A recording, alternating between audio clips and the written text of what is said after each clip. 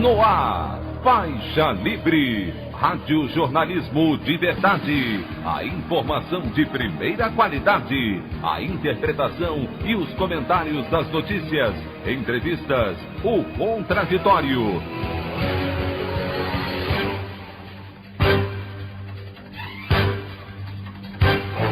Tudo para aproximar você cada vez mais da realidade do Brasil e do mundo.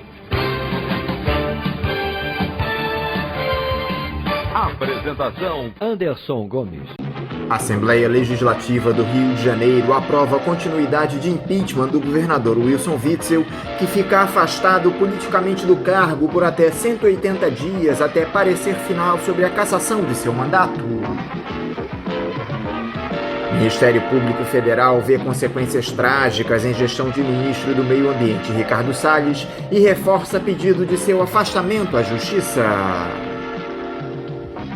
A apuração do jornal O Estado de São Paulo mostra que Carlos Bolsonaro, filho do presidente, comprou o imóvel por R$150 mil aos 20 anos de idade, pagando em dinheiro vivo. Essas e outras notícias na edição desta quinta-feira, 24 de setembro do ano de 2020 do programa Faixa Livre.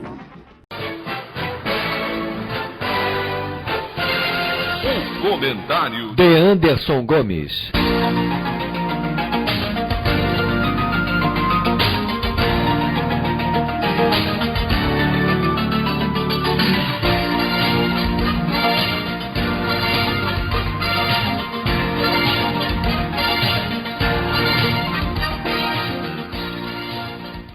Bom dia, ouvintes.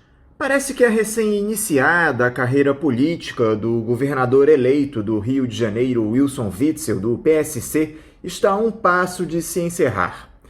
Ontem, a Assembleia Legislativa decidiu aprovar o relatório do deputado Rodrigo Bacelar, do Solidariedade, pelo prosseguimento do processo de impeachment por crime de responsabilidade devido ao envolvimento de Witzel no escândalo de desvio de verbas na Secretaria de Saúde.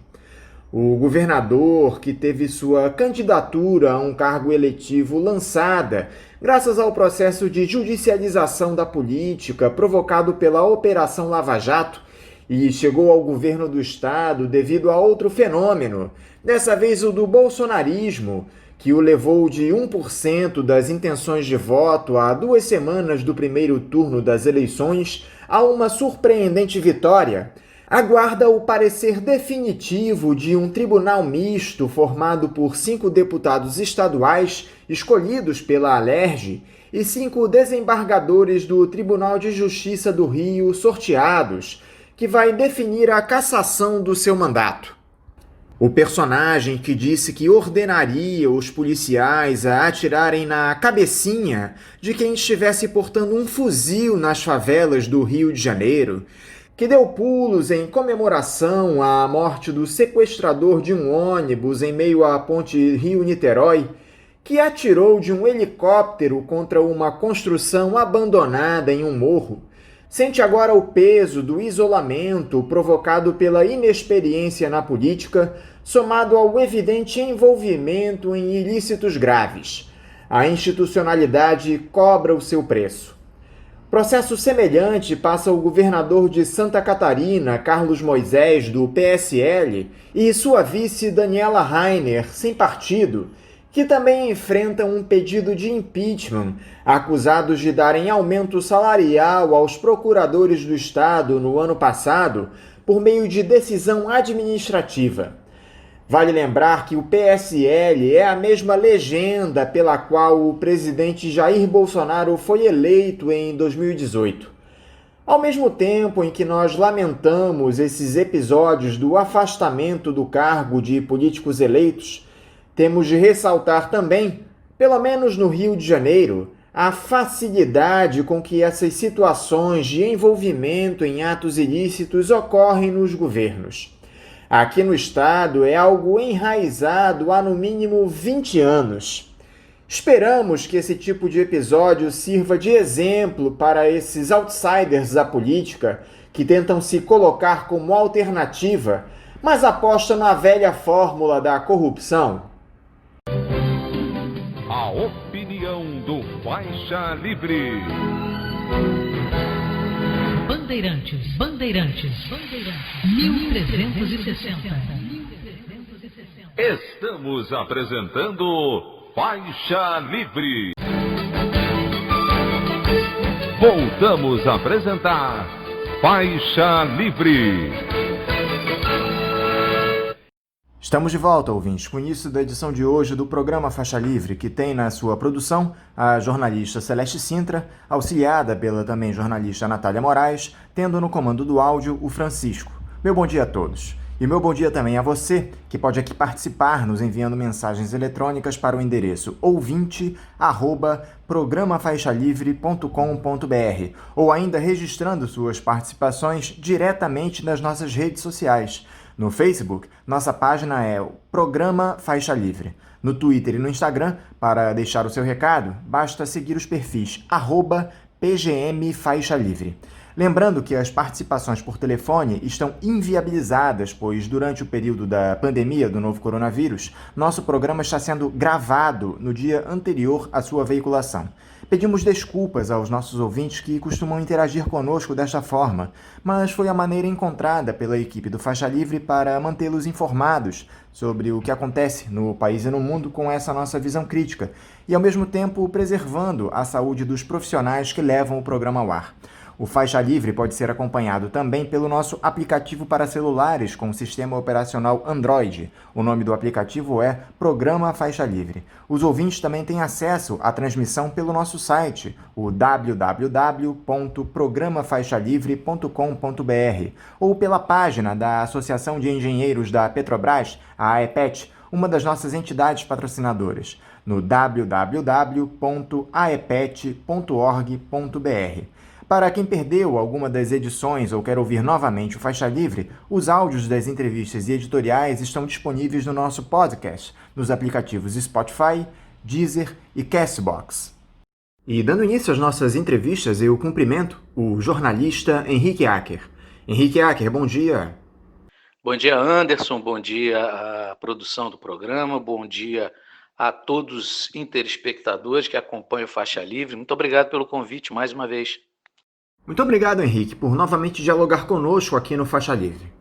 Henrique, se a Câmara dos Vereadores tem se mostrado alinhada ao prefeito Marcelo Crivella, a Justiça vem fazendo a parte dela diante das inúmeras denúncias contra o bispo licenciado da Igreja Universal.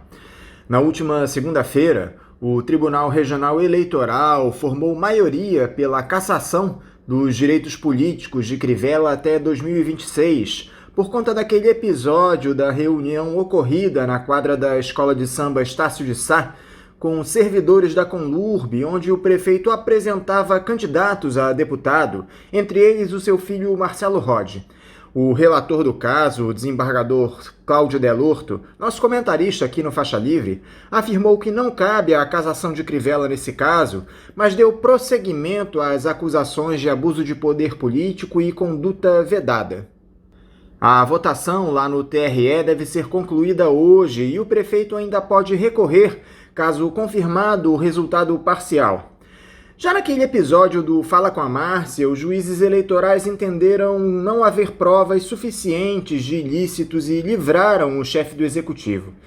Primeiro, Henrique, como é que você analisa essa provável cassação dos direitos políticos do Crivella? É justa a decisão? Ela demorou a sair? Você vê possibilidade de reversão? Olha, Anderson, não me surpreendeu essa situação. Agora, o que eu fico tanto quanto me perguntando, às vezes, é o porquê das coisas acontecerem em determinado momento, não é? É muita coincidência que todo esse processo vá à Justiça, ao Tribunal Regional Eleitoral, às vésperas de um novo processo eleitoral, um processo de eleição para prefeito, e sabe-se que o Marcelo Crivella é candidato à reeleição, não é? Não sei se os motivos aí são suficientes para a cassação dos direitos políticos do Crivella e por quanto tempo, não é? A maioria já existe, então isso já determina que numa primeira votação o Pleno do Tribunal Regional Eleitoral deve confirmar não é, esse processo. Agora, até que ponto ele vai, como será esse recurso, se esse recurso chegará a tempo de ser julgado antes da inscrição da candidatura do Crivella, se isso tem alguma implicação, porque são episódios que aconteceram no primeiro mandato, ou seja, se o Crivella for eleito e esse recurso tiver que ser julgado depois, quer dizer, como é que fica tudo isso? Esse episódio da Márcia tem muito mais a ver com o clientelismo político, que é outra chaga, né, na política do Rio e do Brasil, mas o que eu vejo cada vez mais, complicado nesse processo todo do Crivella, né, por óbvia ligação dele com a Igreja Universal do Reino de Deus, né, há indicações de várias empresas, né, que estariam participando de processos licitatórios em diversas áreas, de pessoas relacionadas ou diretamente ao grupo daquele ex-assessor do Crivella, ex-assessor de campanha, irmão do ex-secretário de Turismo, não é? Ou, por outro lado, desse grupo ligado ao vereador que foi chefe da Casa Civil, o Paulo Messina, que também não é flor que se cheire, não é? O sujeito participou do governo Crivella durante um bom tempo, não é? Há também denúncias contra ele, uma disputa política por interesses, não é? De quem indica quem na estrutura do governo e, muito mais importante, que empresas participam de licitações, não é? E de quem. Então, assim, denúncias existem várias. O problema é essas denúncias chegarem às vésperas do processo eleitoral. Isso que eu considero estranho. Seja qual for o candidato, seja qual for a circunstância, não é? Do meu ponto de vista, a justiça eleitoral e a justiça como um todo, ela é um poder que tem que ser vigilante permanentemente. E o Ministério Público, não é, tem que estar constantemente em nome da sociedade, vigilante, aceitando denúncias, aceitando provocações no bom sentido, que muitas vezes partem de colegas nossos, né, na imprensa, publicando matérias com denúncias e com suspeitas que precisam ser investigadas. Então, o papel da Justiça, do Ministério Público, ele é um papel permanente, né? A sua vigilância ela tem que ser permanente, e não em véspera de eleição. E com essa provável saída do Crivella da disputa, Henrique, como é que fica o cenário das eleições para a Prefeitura do Rio? Eu já vi gente dizendo que o Eduardo Paes poderia ser eleito já em primeiro turno. Você concorda com essa análise ou alguma candidatura do campo progressista teria condições de herdar votos do Crivella e rivalizar com o postulante pelo DEM? Anderson, é muito difícil, né? Essa história de, como é que se chama? De reversão de votos, né? De entrega de um, vamos dizer assim, de um colégio eleitoral ou de um eleitorado, né? Transferência de votos de um candidato para outro.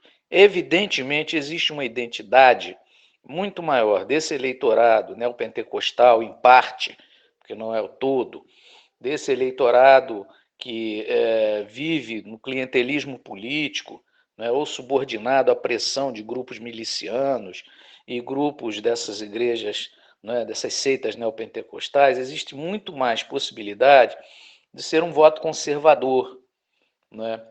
Mas não creio que se transferiria automaticamente para um ou para outro. Acho que é um voto a ser mais, tende a ser um voto mais conservador, e aí você tem outras candidaturas no campo conservador se forjando aqui no Rio, tem do ex-nadador Luiz Lima, se não me engano esse é o nome dele,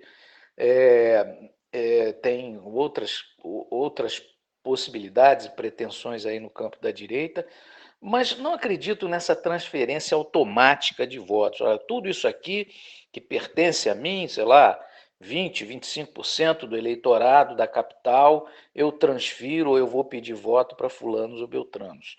Acho isso um tanto quanto difícil, não é? O que aumenta a responsabilidade, não é, das candidaturas que foram apresentadas no campo progressista.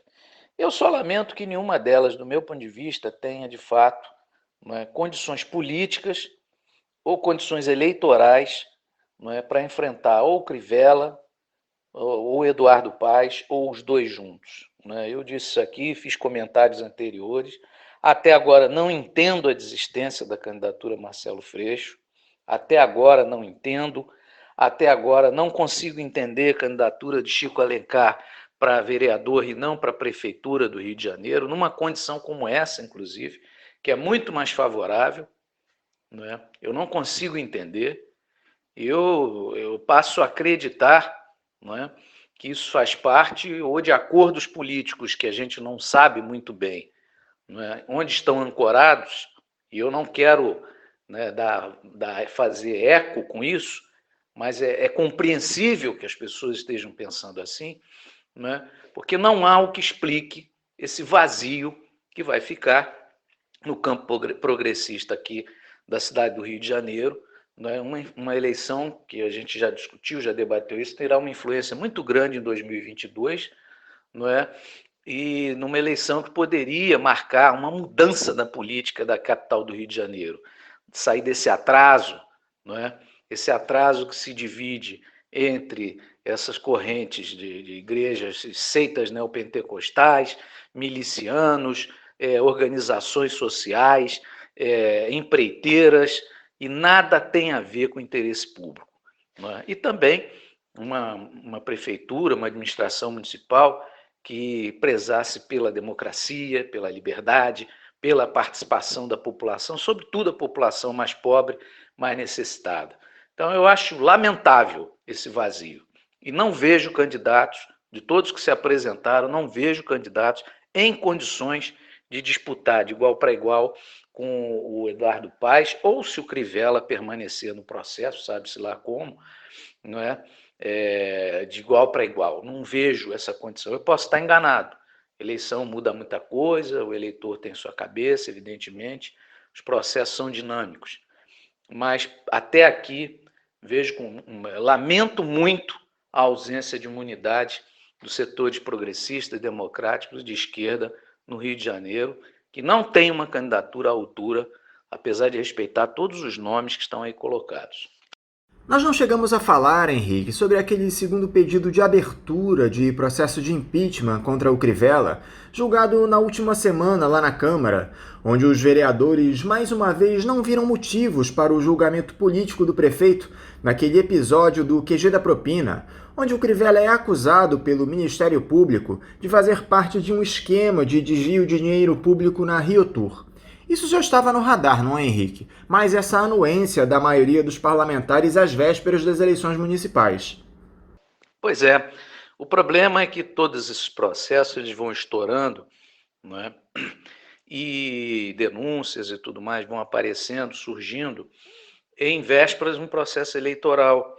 Isso cria uma dificuldade muito grande, tanto para a sociedade acreditar que esses processos são legítimos, né, e vindos de investigações que sejam minimamente isentas, né, dessas denúncias, como também de ter possibilidade dessas denúncias irem adiante, dependendo do número de votos, do número de vereadores que o prefeito tenha ou o governador tenha, né, no caso, na Assembleia Legislativa.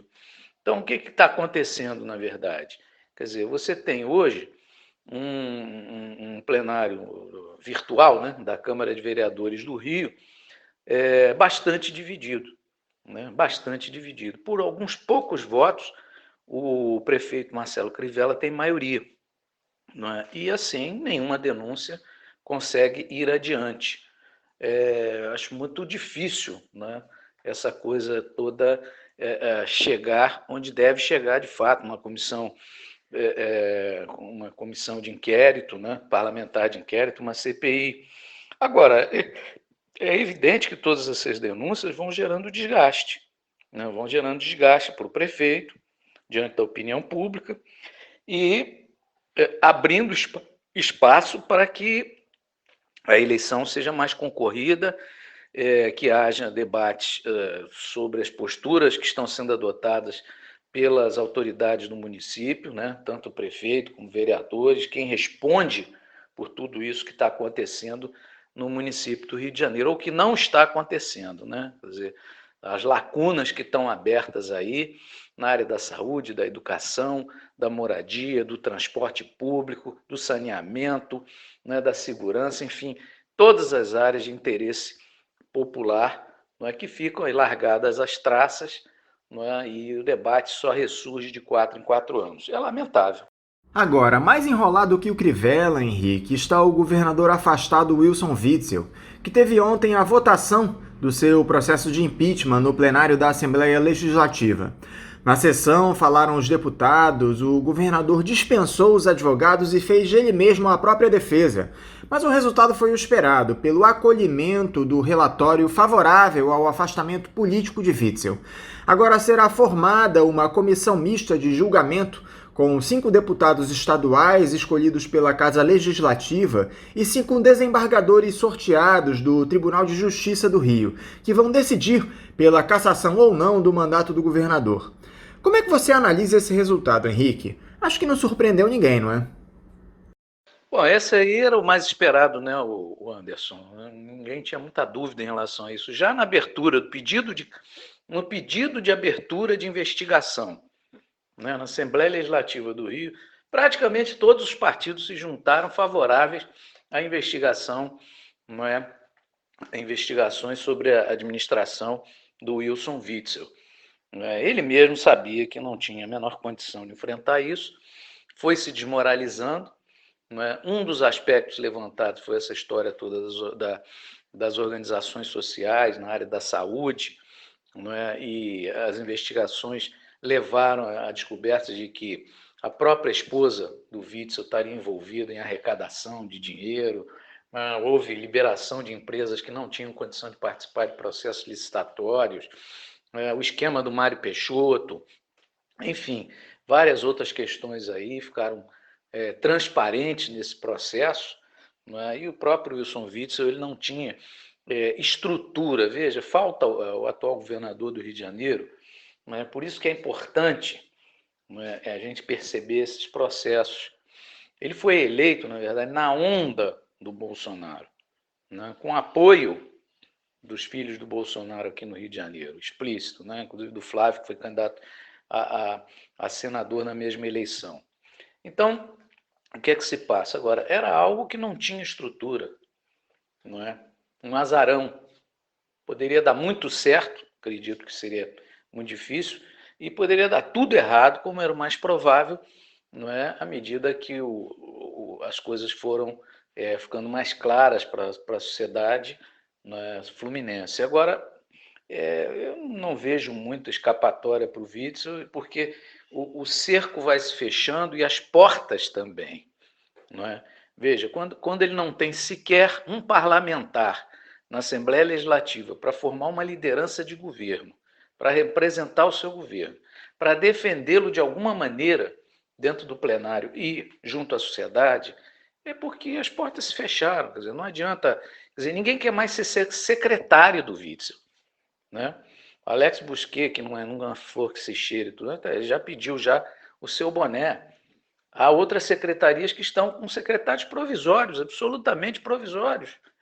Por quê? Porque sequer nenhum dessas raposas velhas da política do Rio de Janeiro quer ingressar, quer fazer parte desse governo ou indicar quem quer que seja para representá-lo aí.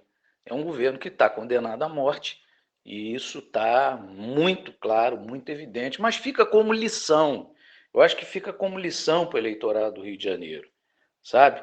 Eleger essas figuras que aparecem de repente e tudo mais, sem estrutura, sem história de vida política e tudo mais, sejam elas quais forem, certamente deve levar a processos como esse. É um fracasso completo. Por quê? Porque a gente sabe que existe um interesse econômico por trás da administração pública. Não é só no Rio de Janeiro. Não é um verdadeiro leilão das secretarias, não é um verdadeiro leilão por organizações sociais, concessionárias, empresas e tudo mais, para abocanhar parte das licitações, e obras e administração de áreas que deveriam estar na mão do serviço do poder público. O Witzel chegou a dizer antes do julgamento, Henrique, que não renunciaria ao cargo para tentar evitar a cassação dos seus direitos políticos, porque era inocente e confiava na absolvição, ressaltando que sua trajetória na política estava apenas começando. Acho bom ele começar a estudar para fazer uma nova prova para juiz federal ou tentar atuar como advogado, você não acha, Henrique? Eu não entendo determinadas figuras, né, que aparecem na vida pública acreditando que é possível se firmar a partir da sua capacidade individual. Isso não existe. Por mais brilhante que o sujeito seja, ele precisa de uma estrutura, ele precisa de alianças políticas, ele precisa de partido, ele precisa de influência social, ele precisa debater com a sociedade, isso é o mais importante, né? Ele precisa criar canais de diálogo com a sociedade, direta e indiretamente. Então, se não tem absolutamente nada, eu não sei, inclusive, nem de onde ele tirou aquela ideia maluca de candidatura a presidente. Né? De onde? Quer dizer, que pretensão é essa? Que figuras são essas? Às vezes eu fico pensando que determinadas figuras são mais vaidosas do que o planeta. Não é? E geram essas distorções, essas alucinações, e o fim delas é melancólico. O fim da vida política, se de fato for confirmada a cassação do Wilson Witzel, é melancólico. Né? É uma carreira meteórica que, assim como subiu, cai. Né? O impacto da subida é o mesmo impacto da queda. Aí, né? Com a diferença de que dessa queda eu acho muito difícil dele se levantar.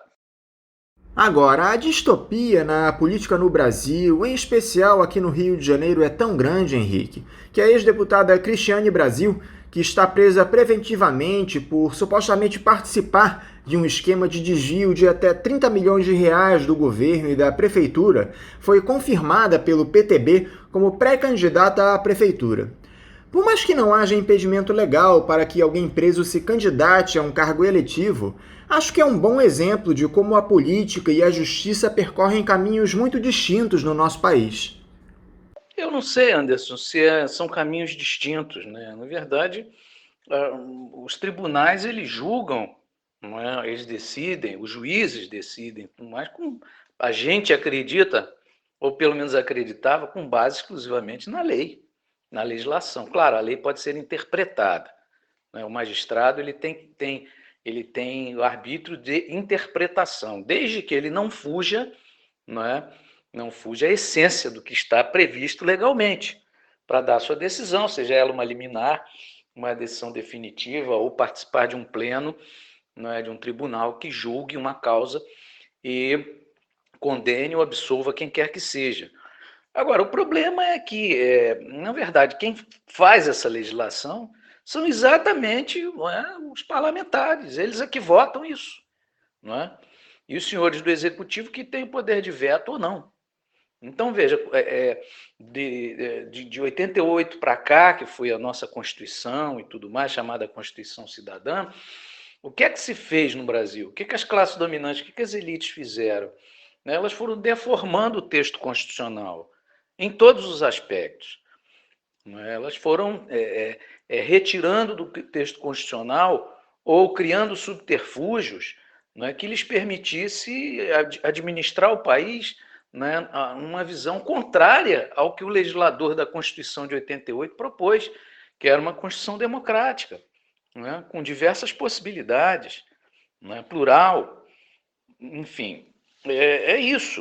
Eu acho que o caso aí dessa senhora, Cristiane Brasil, primeiro assim, acho que é importantíssimo que as pessoas percebam, coisa que parece que não percebem, tão óbvia, que o fato do sujeito ser filho ou filha, de um deputado, de um político tradicional e tudo mais, não faz dele alguém capaz, de produzir política pública e de interesse público.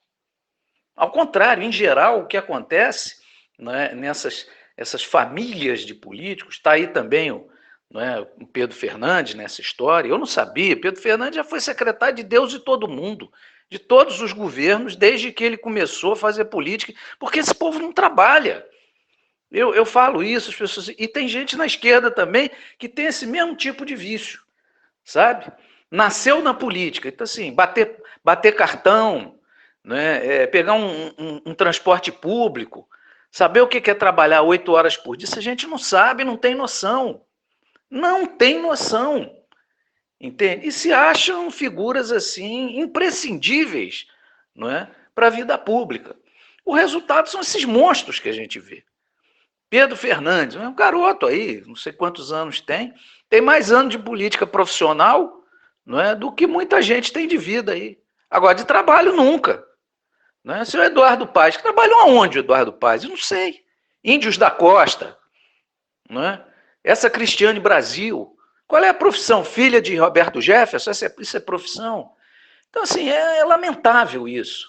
Né? E produzem, porque se os pais já são figuras deploráveis no cenário político, pais e avós, né, costumam ser figuras deploráveis dessas famílias tradicionais da política do Rio e do Brasil, né, que são assim, criam essa deformação da vida política, não é? Quer dizer, os filhos, os netos, são figuras piores ainda, não é? Vem coisas piores ainda.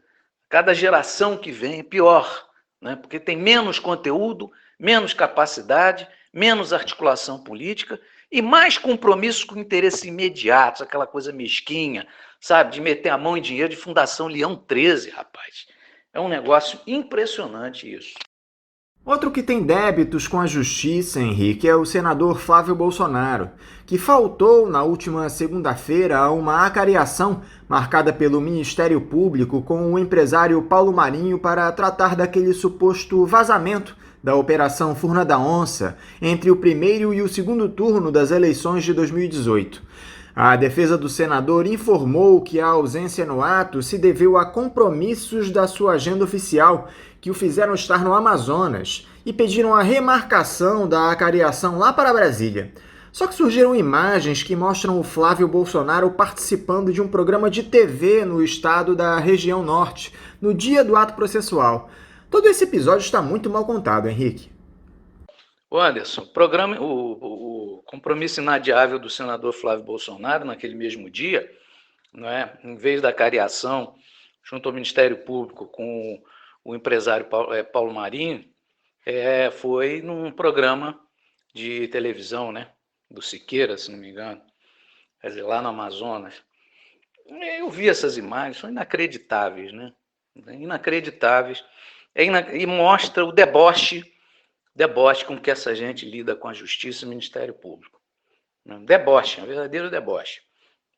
Só prova que, de fato, isso porque, para mim, o Ministério Público, né, é uma estrutura do Estado brasileiro, que, aliás, é fruto da Constituição de 88, quer dizer, reafirma essa possibilidade de existir junto ao Estado, dentro do Estado brasileiro, quase que uma ouvidoria, uma promotoria de casos de interesse popular, né, de vigilância sobre o que é de interesse público. Esse é o papel do Ministério Público, não é? E essa turma do Bolsonaro sequer, eles simplesmente ignoram. Não é?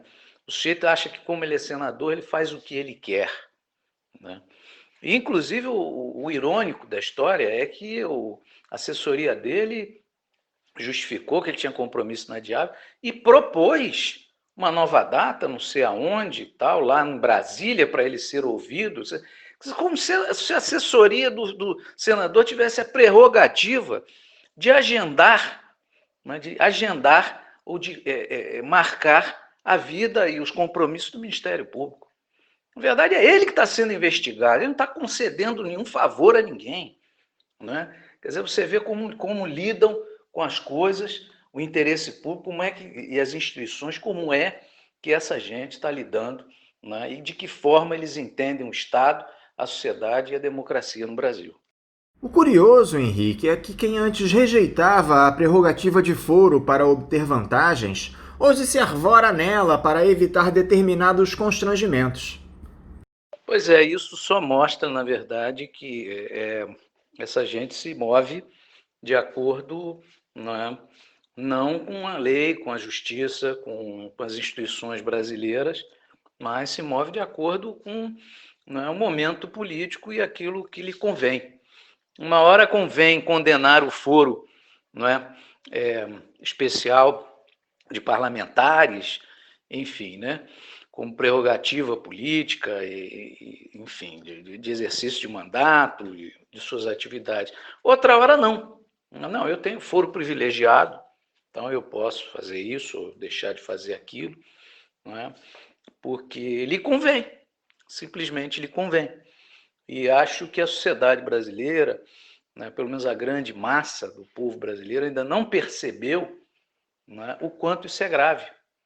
Porque a cada atitude como essa, de deboche, de desleixo, de distrato com as instituições, de tentar desmoralizá-las, por mais que a gente ache os juízes do STF, né, figuras extremamente elitistas, afastadas da realidade, alguns deles com comprometimentos que não são, não diria, né, os mais democráticos, institucionais ou republicanos, né, por mais que a gente ache isso, né, e acredite nisso, o que está em jogo é a instituição democrática. O que está em jogo é o Supremo Tribunal Federal. O que está em jogo, nesse caso do Flávio Bolsonaro, né, exatamente, particularmente, é o Ministério Público. Então, você pode acreditar que o Ministério Público tenha promotores ou pessoas ligadas a ele que você considere equivocadas na sua conduta. Isso é uma coisa. Outra coisa é você tentar desmoralizar o Ministério Público, não é? Isso é o mais grave para a democracia. Falando na família Bolsonaro, Henrique, o presidente da República protagonizou na terça-feira mais um episódio lamentável, que foi aquele seu discurso de abertura da Assembleia Geral da ONU, onde o Jair Bolsonaro minimizou os incêndios no Pantanal e o desmatamento da Amazônia, disse que o Brasil é vítima de uma campanha brutal de desinformação escorada em interesses de instituições internacionais e associações brasileiras impatrióticas para prejudicar o seu governo. Os absurdos foram tantos, Henrique, que fica até difícil elencar nesse tempo que temos de programa. Eu gostaria da sua opinião para esse discurso do Bolsonaro lá na ONU, Henrique. Anderson, esse discurso do Bolsonaro, ele, primeiro, ele, obviamente, um chefe de Estado, seja ele qual for, ele não vai fazer um discurso de improviso, né? Bolsonaro não é Fidel, né? Não tem a menor comparação e possibilidade, capacidade para isso. Ele não é um orador. Né? Então, ele leu um discurso, foi produzido, né, politicamente pensado para a ocasião. Agora, essa Assembleia da ONU, ela tá ocorrendo em plena pandemia, né, do Covid-19, né, com o crescimento de uma nova onda na Europa de casos de Covid, né, o Brasil longe de ter conseguido diminuir suficientemente a incidência de casos, né, do coronavírus aqui também. Enfim, esse é o ambiente internacional de uma crise econômica sem par, né? E o Bolsonaro, ele e a sua equipe, eles costumam fazer de tudo, né, de todos os assuntos, uma justificativa para se mostrarem sempre atacados. Então, é uma incompreensão da comunidade internacional, é uma deturpação do que se faz no Brasil. Eu não sei se ele se confundiu com os números, eu prefiro acreditar que ele se confundiu com os números, a dizer que o auxílio emergencial era de $1.000. Né? Acredito que ele deve ter pensado em coisa de $100. Mas, enfim, falou aquela bobagem, falou bobagem sobre o clima, né? Reafirmou besteiras sobre o clima, reafirmou uma série de posicionamentos, né, extremamente limitados, né, para a compreensão de um político de expressão internacional, né, e muito pouco sobre política internacional. O impressionante é isso. Na verdade, ele gastou a maioria do seu tempo para justificar o que para ele precisa ser dito, não é? e que a imprensa e, enfim, os organismos internacionais não dizem para justificar a sua política aqui no Brasil. Então é um negócio muito confuso, né? Além da quantidade de argumentos inventados, de dados absurdos, de deturpações, eu não vou chamar de mentiras, porque daqui a pouco leva um processo, mas é isso, né? Quer dizer, é muito inconsistente, né, a presença do Bolsonaro, né, num fórum internacional como na abertura de uma sessão tão importante da Organização das Nações Unidas, né, no meio de uma pandemia que está, né, preocupando a humanidade inteira, né, atingindo todo o planeta e preocupando toda a humanidade. Então, eu acho que ele mostrou exatamente as limitações do seu entendimento do que é o Brasil no mundo, né, e do que os demais líderes, chefes de Estado e o planeta esperam, ou esperariam, ou poderiam, ou deveriam esperar de um presidente de um país como o Brasil. E a postura da oposição diante de todos esses absurdos promovidos pelo Jair Bolsonaro, Henrique? Você vê reação à altura das nossas ditas esquerdas? Anderson, eu não quero ser injusto, né, nem fazer uma crítica de arrasa quarteirão. Primeiro, a gente precisa fazer uma diferenciação entre as oposições. Existe a oposição liberal, né? Até o Partido Novo, de certa maneira, em alguns aspectos, faz oposição ao Bolsonaro. Essa turma aí do MBL, né, de alguma maneira, tenta fazer oposição a seu modo, né, ao Bolsonaro. Mas existem também outros partidos, outras posições mais firmes, né, democráticas, populares e tudo mais. No campo da esquerda, é difícil a gente dizer, não é, que a esquerda tem se omitido. Não, pelo contrário. Eu acho, por exemplo, a bancada do PSOL no Congresso Nacional, e aqui mesmo no Rio, a gente vê na Câmara de Vereadores, uma bancada extremamente ativa, né, na Assembleia Legislativa também, tem aí se posicionado, feito um trabalho de vigilância, de denúncia dos descalabros praticados pela maioria dos governantes do nosso país nas três esferas, né, federal, o governo Bolsonaro, governos estaduais e governos municipais. Mas o que me deixa preocupado é que o espaço político em que a esquerda está se especializando em atuar, né, é um espaço político apenas parlamentar. Ele é válido, necessário, fundamental, é uma trincheira nesse momento. Você vê como as coisas mudam. O que algum tempo atrás era tido como mais uma possibilidade de fazer política, hoje é uma trincheira de fato. Ter um mandato parlamentar para denunciar, para fazer oposição aos interesses das classes dominantes no Brasil e seus representantes, seus governantes, é importante, é fundamental. Agora, não é tudo, né? Eu acho que nós estamos aí com umas oposições muito debilitadas, muito comprometidas, e a esquerda completamente capenga, né? Ela parece que só consegue se manter de pé com uma bengala, porque uma perna anda e a outra não vai. O movimento popular, não é? A organização do povo, da juventude, não é? Dos trabalhadores, enfim, a esquerda está muito longe disso. Infelizmente, ela vive um processo de crise. Isso se reflete concretamente nas formas limitadas com que ela pode ou decide atuar. Não é? Fazer oposição apenas no parlamento é importante, mas se limitar a isso é muito complicado. Para terminar, Henrique, você se posicionou recentemente a respeito de um vídeo de autoria do historiador e youtuber Jones Manuel, intitulado O Anticomunismo, Como Ganhou Força e Como Combater, onde o autor critica parte da esquerda do país que teria aderido e reproduzido pontos de vista reacionários neste debate, citando o filósofo marxista Domênico Losurdo. O Jones, que já conversou algumas vezes conosco aqui no programa, acabou ganhando maior visibilidade nos últimos dias depois que foi citado pelo Caetano Veloso em uma entrevista ao Pedro Bial como motivador para que ele abandonasse o liberalismo. Você poderia falar um pouco a respeito desse seu artigo, Henrique, que teve o título "O buraco é mais embaixo, caro Jones Manuel"?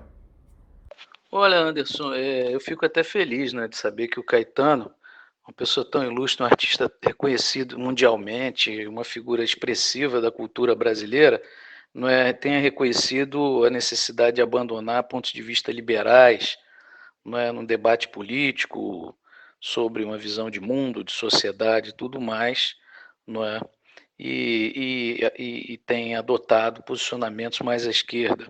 Sinceramente, eu fico feliz. Mas eu fico muito preocupado, não com Caetano, ou o que seja, é que eu acho que nesse debate está se tentando recuperar algumas questões que são muito caras para a esquerda internacional, particularmente o período, não é, em que a União Soviética teve como secretário-geral do Partido Comunista Joseph Stalin. Não é? Mas eu não vejo possibilidade, sinceramente, de resumir esse debate aqui numa resposta a você. O que eu recomendo, né, aos nossos interespectadores aí do Faixa Livre? Vão lá no YouTube, né, procure lá o Jones Manuel e esse vídeo dele, acho que tem uns 15, 20 minutos, se não me engano, né, ouçam com atenção, vejam com atenção o que ele diz, o que ele afirma, não é?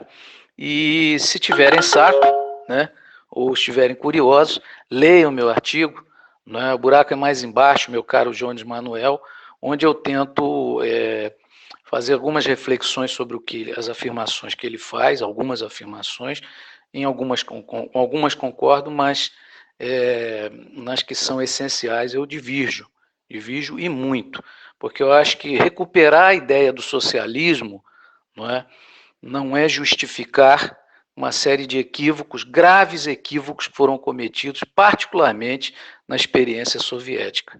Isso não significa jogar o socialismo fora, significa a necessidade de produzir um novo projeto de socialismo adequado à realidade do século XXI, aos desafios do século XXI, e, do meu ponto de vista, profundamente democrático e libertário, né? Ao contrário do que boa parte de algumas correntes da esquerda aí pensam. Mas deixo isso, sinceramente, para o debate, né? Se vocês puderem promover algum debate nesse sentido mais adiante, a gente volta a tocar no assunto. O meu artigo, todo mundo pode ler aí no blog do Hacker, né, que está aí, pode digitar no Google lá, olha, blog do Hacker, vocês vão achar com facilidade. Tá bom? Agradeço. Henrique Acker, mais uma vez eu quero te agradecer pela disponibilidade de conversar conosco aqui no programa, te desejar um ótimo dia de trabalho e um forte abraço. Ô Anderson, eu quero agradecer a você, a nossa querida Celeste, Natália, né, toda a equipe aí técnica da Bandeirantes, a produção toda, e a paciência dos nossos interespectadores de acompanhar, a entrevista aqui comigo. Sempre que tiver possibilidade, estou à disposição de vocês. Com prazer, tá bom? Grande abraço a vocês. Conversamos aqui com o jornalista Henrique Acker. Antes de irmos para o nosso próximo intervalo, eu queria falar a respeito de uma crítica que a ouvinte Maria José Falex enviou sobre a entrevista que o nosso Paulo Passarinho, economista e apresentador do Faixa Livre, deu aqui pra gente essa semana. A Maria José diz o seguinte: gostaria de registrar a minha indignação em relação às críticas ao PT sem contraditório. Aqui no Rio, desde 2016, a esquerda não consegue se unir porque o PSOL, principalmente, cria dificuldades. Este ano não foi diferente. E por que tantas críticas ao PT? A Faixa Livre é a Globo de esquerda? Peço que a minha crítica seja lida no programa de amanhã. Bom dia. Um bom dia para você também, Maria. A respeito dessa tua crítica aqui ao nosso programa Faixa Livre, que nós evidentemente respeitamos demais, eu vou fazer a leitura aqui da resposta que o próprio Paulo Passarinho fez questão de nos enviar. Diz aqui o Paulo Passarinho a respeito dessa crítica da Maria. O Faixa Livre está no ar há 25 anos. Desde 1994 estamos combatendo o modelo neoliberal no país. Para isso fomos criados. Enfrentamos, desse modo, como uma das vozes da oposição plural no país, as privatizações, a reforma administrativa, o PROER e a política macroeconômica inaugurada com o Plano Real. Tudo isso ao longo do governo FHC. Membros das direções do PT e de seus aliados sempre estiveram na linha de frente desse combate e como participantes ativos do nosso programa. O que ocorreu? O PT e seus aliados não viraram governo em 2003? Puxe pela memória. Talvez aí você, ouvinte, encontre explicações ao seu ataque injusto ao faixa livre. A partir de 2003, o governo Lula deu seguimento ao tal projeto neoliberal, ao seu modo, procurando atender de forma parcimoniosa, é verdade, às gigantescas carências dos mais pobres, não é mesmo? Mas sem nunca descuidar de atender ao chamado andar de cima, bancos e multinacionais, a turma que manda de verdade no país, não é mesmo? Levou um banqueiro internacional para a chefia do Banco Central, priorizou uma mal chamada reforma previdenciária, voltada ao setor público e passando a cobrar desconto previdenciário de aposentado. Liberou geral os transgênicos, boicotou as propostas de integração latino-americana baseadas na criação do Banco do Sul, na Telesur e no comando militar da Unasul, e ainda restabeleceu um acordo militar com os States. Poderíamos continuar esse rol de barbaridades. Parece não ser necessário. Dá para entender, portanto, o que ocorreu? Dá para respeitar nossa posição editorial, coerente com o que pensamos desde a nossa origem? Essa é a resposta do Paulo Passarinho a essa crítica da Maria. A respeito desse episódio, eu gostaria de fazer apenas um comentário. Eu assino embaixo tudo o que diz o Paulo Passarinho. O faixa livre é uma fronteira crítica a todos esses desmandos que foram estabelecidos no nosso país e a esse alinhamento do Partido dos Trabalhadores em 2003 aos anseios neoliberais. Infelizmente, essa é a verdade e ela precisa ser colocada. De toda forma, eu agradeço muito, Maria, o seu comentário e a sua crítica aqui, tá bom? Vamos agora ao nosso intervalo. Voltaremos daqui a pouco. Voltamos a apresentar Faixa Livre. Já voltamos, ouvintes, e agora eu saúdo o diretor licenciado da Federação Nacional dos Petroleiros, a FNP, e do Sindicato dos Petroleiros do Rio de Janeiro, o Sindipetro RJ, Vinícius Camargo. Vinícius Camargo, bom dia. Bom dia, Anderson. Bom dia, ouvintes do Faixa Livre. Vinícius, muito obrigado por mais uma vez você conversar conosco aqui no programa. Vinícius, vocês petroleiros estão mais uma vez em campanha salarial e novamente há aquele tradicional impasse com a diretoria da Petrobras que nega os direitos da categoria. Na última semana, houve assembleias do Sindipetro aqui no Rio de Janeiro que negaram a proposta da diretoria da estatal. Eu gostaria que você explicasse aqui para os nossos ouvintes, Vinícius, como foram essas assembleias, falasse a respeito dessa proposta de ACT da diretoria da Petrobras, quais são os principais pontos que geram impasse no sindicato. Anderson, as assembleias na FNP rejeitaram amplamente a proposta e houve um índice de rejeição bastante grande também nas bases da FUP. Então, nacionalmente, a categoria rejeitou a proposta que a Petrobras fez e que a FUP defendeu também, né? Os pontos de impasse centrais aí dizem respeito à questão de um reajuste abusivo no plano de saúde dos petroleiros, vinculado a resoluções 22 e 23 da CGPAR, né? E a gente tem até liminar dizendo da abusividade dessas resoluções, né? Impedindo a implantação das mesmas. No entanto, a Petrobras insiste em negociar e atacar os trabalhadores com essa proposta, né?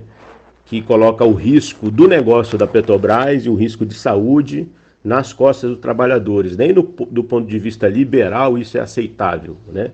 Então é um absurdo por completo e eles querem fazer o que fizeram no Correios, né? É um reajuste que vai fazer com que boa parte dos trabalhadores que menos ganham e que estão atacados já pela roubalheira que houve no plano Petros, né? Que o governo Bolsonaro também não resolveu, está descontando dos trabalhadores esse problema, né, vai excluir boa parte de aposentados também do plano de saúde em plena pandemia. O que fizeram em Correios, e devem estar fazendo em outras estatais, querem fazer também contra os trabalhadores da Petrobras, sobrecarregando aí o serviço público, mesmo com empresas que têm resultados que podem garantir o plano de saúde e esses custos a partir dos resultados das empresas. Ainda tem uma questão relativa a uma cláusula que foi agitada pela CUT e pela FUP como se fosse uma garantia de emprego por 2 anos.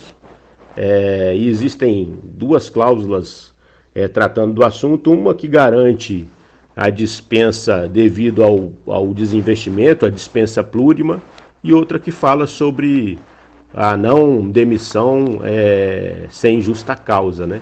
Então tem uma contradição aí, a gente acha que tem que ajustar a redação dessas cláusulas para de fato poder se dizer que existe alguma garantia de emprego para os próximos 2 anos. A gente acha que é um engodo essa cláusula que foi vendida aí como garantia de emprego, né? Ainda nós temos uma questão que é absurda por completo. Nesse momento de pandemia e no próximo momento, a Petrobras colocou boa parte dos seus trabalhadores em teletrabalho. No entanto, não fez a negociação devida e legal com os sindicatos desse padrão. E a gente acha que tem que fazer essa negociação no acordo coletivo de trabalho e constar do acordo coletivo de trabalho. Porque grande parte dos trabalhadores, a maioria, está em teletrabalho, pelo menos na base do Sindipetro RJ, né?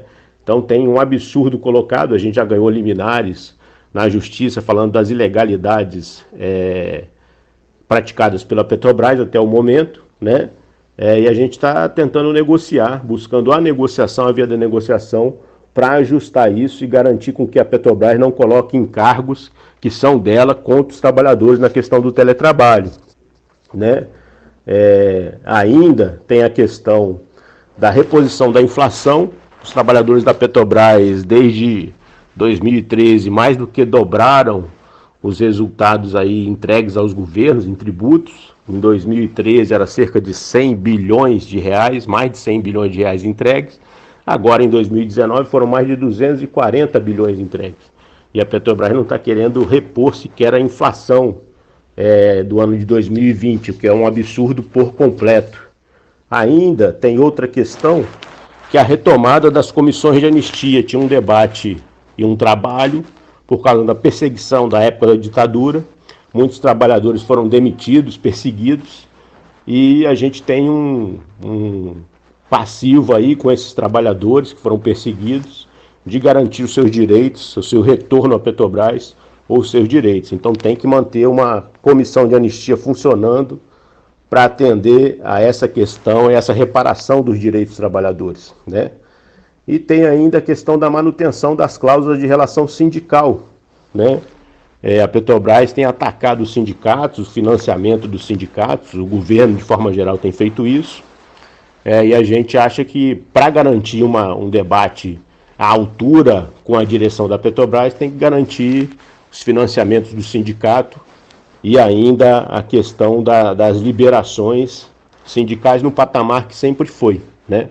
Ainda a Petrobras fez modificações nessa cláusula e privilegiou diretamente a CUT e a FUP nessa questão, garantindo 15 liberações só para a FUP, que representa 50% dos trabalhadores, e nenhuma para a FNP, que também representa os outros 50%.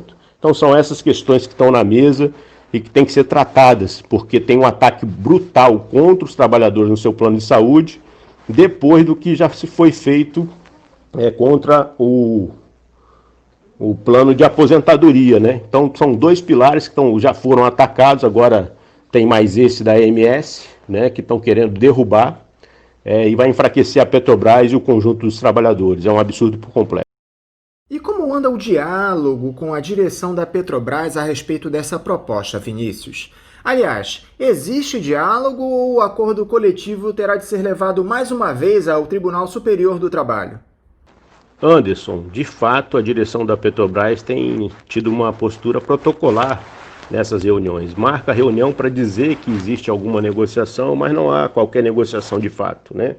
Então é só para ter um registro de que houve uma reunião, mas não há flexibilidade alguma ou uma valorização da negociação coletiva que é garantida pela Constituição. Então é uma afronta completa a esse dispositivo.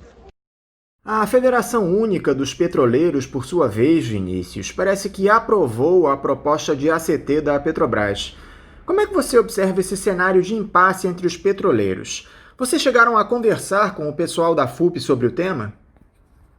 Anderson, como eu disse anteriormente, não há um impasse entre os petroleiros de fato, né? A gente constata inequivocamente pela ampla rejeição nas bases da FNP e por uma considerável rejeição nas bases da FUP, que a categoria nacionalmente rejeitou a proposta que a direção de Bolsonaro fez e que a FUP e a CUT defenderam contra os trabalhadores, né?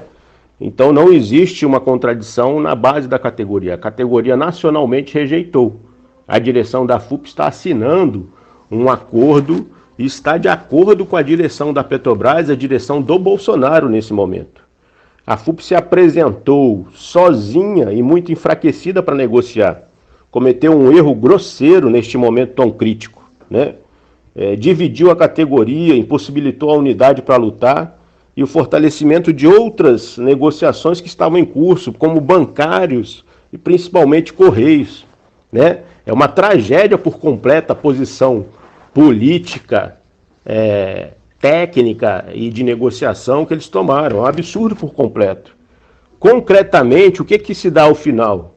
Eles agiram como ferramenta da privatização, da retirada de direitos dos trabalhadores, do saque das riquezas nacionais nesse momento. A categoria petroleira tem um papel fundamental na luta nacional pela soberania nacional. E nesse momento eles se negaram a organizar a luta e a classe para fazer o embate necessário, né? Isso tem consequências diretas no psicológico da categoria, de como a categoria vê a CUT, vê a FUP nacionalmente, né? Porque se sente traída nesse momento. A gente teve até um suicídio ontem na Relan, na Bahia, de um profissional. E isso a gente vê todo o assédio que está colocado contra a categoria, com o plano de privatização, as demissões, as retiradas de direito. E foi com isso que a FUP, a CUT, nacionalmente contribuíram e acordaram. Esse processo de desmonte da Petrobras, implementado pelo governo Bolsonaro, Vinícius, com a venda de refinarias sem a aprovação do Congresso Nacional, foi questionado no Supremo Tribunal Federal. A votação virtual sobre o tema estava em andamento, só que o novo presidente da corte, o Luiz Fux, suspendeu o processo na última terça-feira, depois de 3 ministros votarem contra a privatização das refinarias sem o aval dos parlamentares. Foram eles o relator Marco Aurélio Mello, seguido por Edson Fachin e Ricardo Lewandowski. Parece que o Luiz Fux confirmou aquela expectativa de que trabalharia pelos interesses do Palácio do Planalto. Como é que você viu essa atitude do presidente do Supremo, Vinícius? Primeiro, é importante ressaltar que o processo de desmonte da Petrobras não é exclusividade desse governo. FHC tenta privatizar a Petrobras e quebra o monopólio. Lula institui uma lei de partilha que possibilita a entrega majoritária do pré-sal, 70% do pré-sal. Dilma faz o leilão de Libra e vincula os preços dos combustíveis ao mercado internacional com Graça Foster. E depois, com Bendini, institui o plano de venda de ativos e desinvestimentos que nós estamos vivendo. A partir de então, Temer com o parente Ivan Monteiro e Bolsonaro com Castelo Branco e Paulo Guedes se esbaldam, aprofundam e aceleram a venda de ativos, a retirada de direitos, as demissões. Assim, a atuação do Supremo, que a gente está tratando, né, se alinha à coalizão do poder anterior e dos interesses que o compuseram. O Judiciário, ao longo desses últimos anos, mesmo quando instado a bloquear a venda dos ativos da Petrobras, a avaliar a venda de ativos de outras estatais, né? Todas as questões de valor, preço, custo que foram questionadas e que são questionadas até agora, né?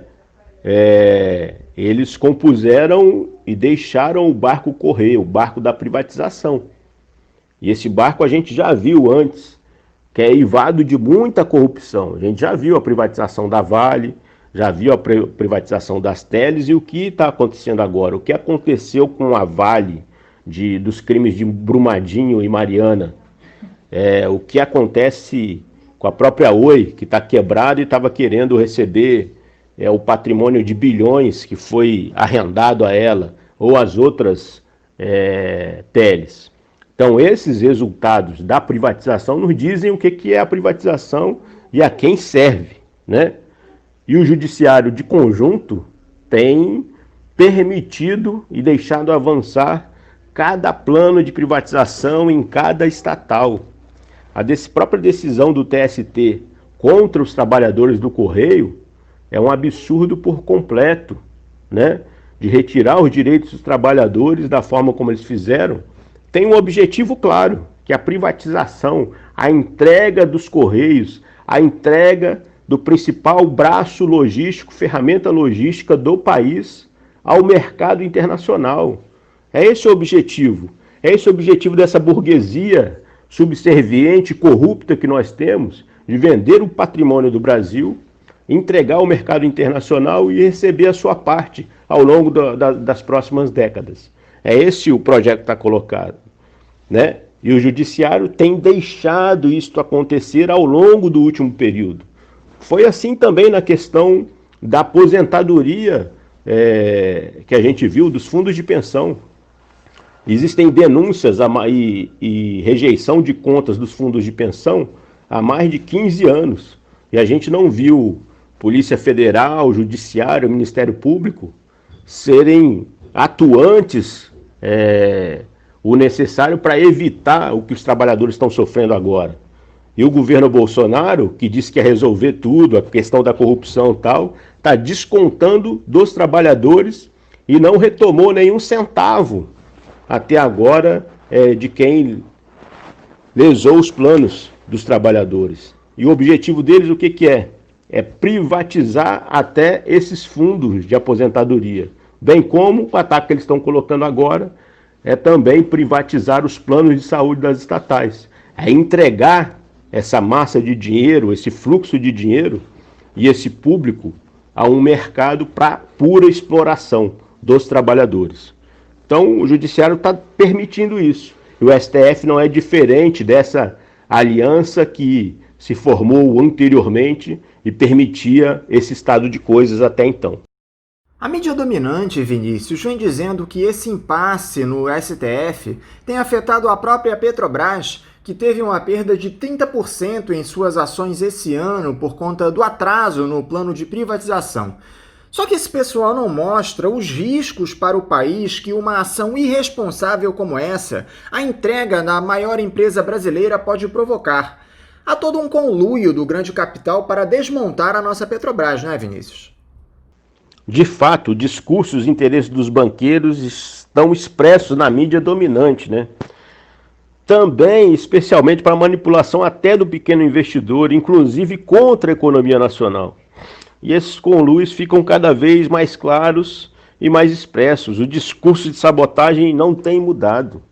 Apesar da Petrobras ser a empresa mais lucrativa nesse último período, de 2012 a 2019, entre as maiores empresas de petróleo internacional, eles continuam falando que a Petrobras está quebrada, né?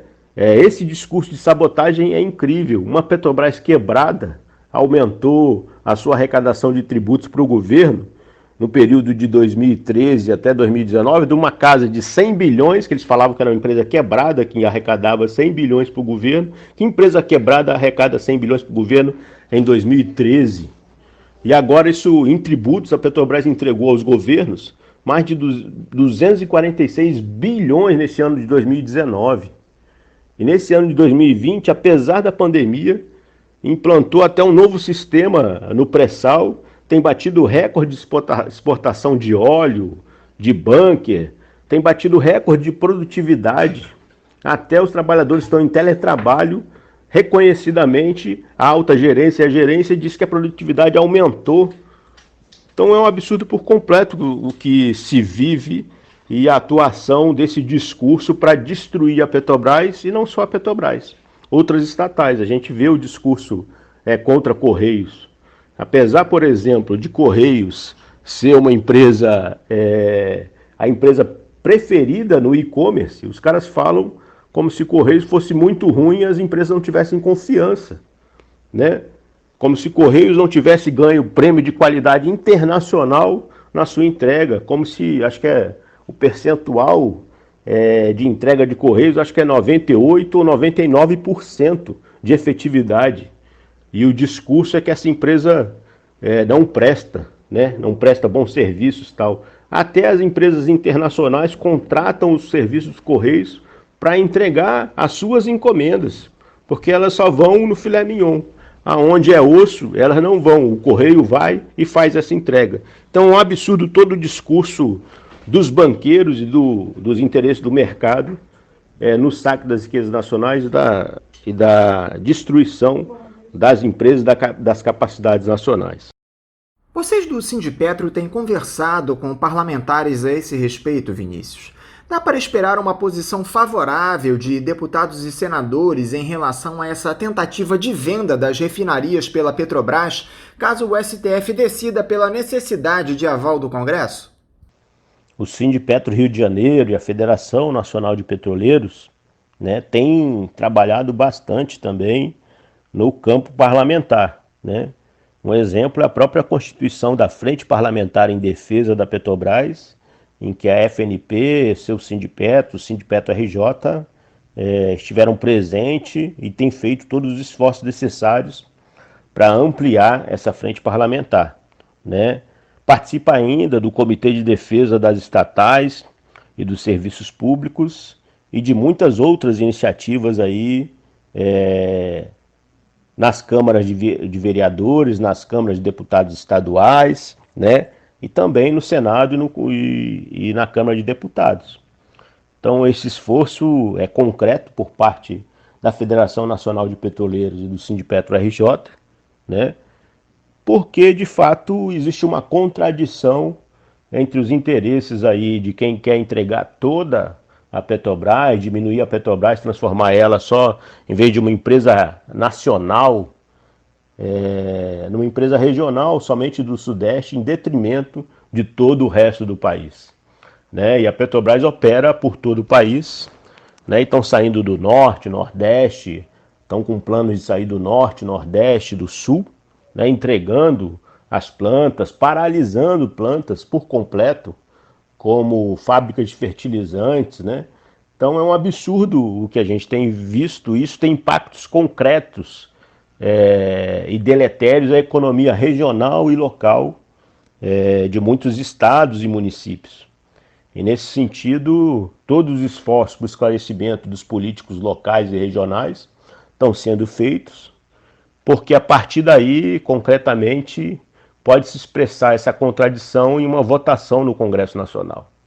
Nós sabemos que aquele campo não é dos trabalhadores, é o das empresas, do financiamento de campanha com Caixa 2, da corrupção, mas existe uma questão concreta dessa contradição e dos interesses locais e regionais contra esse interesse mais do que subserviente de retirar a Petrobras e dedicar todos os seus resultados somente aos acionistas, sem um pensamento de desenvolvimento do país, né? Então tem esse trabalho, né, mas nós entendemos que é uma parte do trabalho e não o principal. Tem o trabalho de organização da luta, que é fundamental, da classe trabalhadora, de forma independente, classista, fazer esse combate contra todo esse entreguismo e esse mar de corrupção que é o programa de privatização que está em curso. Agora, vocês lá do Sindipetro vão realizar eleições para a escolha de uma nova diretoria nas próximas semanas, não é, Vinícius? Já há uma data para esse pleito? Parece que por conta da pandemia as eleições estavam suspensas até o final de outubro, não é isso? Como é que se dará esse processo eleitoral? Anderson, tem uma comissão eleitoral eleita em Assembleia que tem se reunido e avaliado periodicamente a oportunidade de disparar o processo eleitoral. Nós estamos acompanhando, né, as suas avaliações e a possibilidade de definição de um calendário eleitoral. Então eu não tenho essa data aí definida, né? E nós temos visto o quanto tem sido difícil o contato com os trabalhadores nesse dia a dia de acordo coletivo de trabalho, né? E propriamente também o contato com os próprios associados. Então acho que a comissão tem que avaliar essa condição e a própria evolução da pandemia para decidir aí quando pode ser o processo eleitoral e o formato dele, né, para garantir a mais ampla democracia e debate na categoria das opções que possam aparecer, né, para de fato ter democracia e debate, porque a gente já viu o quanto é difícil a participação aí de oposições nesse momento de pandemia em eleições, né? E tem que pensar aí para garantir a força de um sindicato de fato representativo, esse embate, um embate democrático. É isso. Vinícius Camargo, eu quero novamente te agradecer por esse diálogo aqui conosco no Faixa Livre, te desejar um ótimo dia e mandar o meu abraço. Eu agradeço mais uma vez essa oportunidade de falar no Faixa Livre, é um espaço muito importante para o debate público das alternativas aí de luta da classe trabalhadora para mudar todo o estado de coisa que nós estamos vivendo. Muito obrigado pelo espaço, um bom debate aí ao longo do dia e dos próximos anos aí. Força Faixa Livre! Conversamos aqui com o diretor licenciado da Federação Nacional dos Petroleiros e do Sindicato dos Petroleiros do Rio de Janeiro, o Sindipetro-RJ, Vinícius Camargo. E mais uma vez eu retomo a leitura dos recados de vocês, ouvintes. O Ivan Antero Gomes dos Santos, lá no nosso YouTube, manda um bom dia aqui para todos da equipe do Faixa Livre. Bom dia para você também, Ivan. Espero que você esteja ouvindo o programa de hoje. Já o Alexandre Tupinambá diz o seguinte: seria muito alumiador e oportuno que o programa Faixa Livre convidasse o editor-chefe do Duplo Expresso, Rômulo Maia, para abordar questões de cunho geopolítico que têm correlação com o Brasil. Alexandre, eu estou passando aqui a tua sugestão de pauta para a Celeste Sintra, tá bom? Um abraço para você, Alexandre. Obrigado pela dica. Já o Robson Custódio, também lá no nosso YouTube, diz o seguinte: bom dia, família Faixa Livre. Como assim que não tem dinheiro para aumentar e estender o auxílio emergencial ou Renda Brasil? O governo não deu 2 ou 3 trilhões para os bancos emprestarem aos empresários na pandemia? Os bancos não emprestam só 48 bilhões? É só deixar de remunerar o restante que foi empossado, segundo o próprio Paulo Guedes, como sobra de caixa, o que nem tem lei que determine. Então, pode ser simplesmente deixado de ser feito e destinar os valores para o programa. É verdade, Robson, você tem toda a razão. Infelizmente, essa agenda neoliberal do governo federal só favorece aos detentores do grande capital. O governo vive dizendo que não tem dinheiro para os programas sociais, mas isso a gente sabe muito bem que não é verdade, né, Robson? Obrigado aí pelo teu recado e pela tua crítica. No nosso YouTube, o Carlos José diz o seguinte: auditores e diplomatas também estão fora da reforma administrativa. Muito bem lembrado, Carlos José. Nós temos uma casta de altos cargos aí do serviço público que essas sim são privilegiadas e estão fora da reforma administrativa proposta pelo governo federal. Obrigado aí pela lembrança, Carlos. Na entrevista que nós fizemos com o Luiz Nassif, no nosso Facebook, o Fábio Pacheco Alcântara diz o seguinte: precisam entrevistar ele mais vezes, se puder toda semana. Ele é um dos poucos jornalistas que tem acertado bem em suas análises de conjuntura. Lembra muito as análises que o Hélio Fernandes fazia. Obrigado aí pelo teu elogio, tá bom, Fábio? Eu vou passar aqui para a Celeste Sintra esse teu elogio. O jornalista Luiz Nassif, de fato, é um grande personagem e faz belas análises da realidade do nosso país. Obrigado aí pelo teu recado, Fábio. No nosso YouTube, o Antônio Roberto Caldeira Bergossi diz: muito bom os temas levantados e discutidos no programa.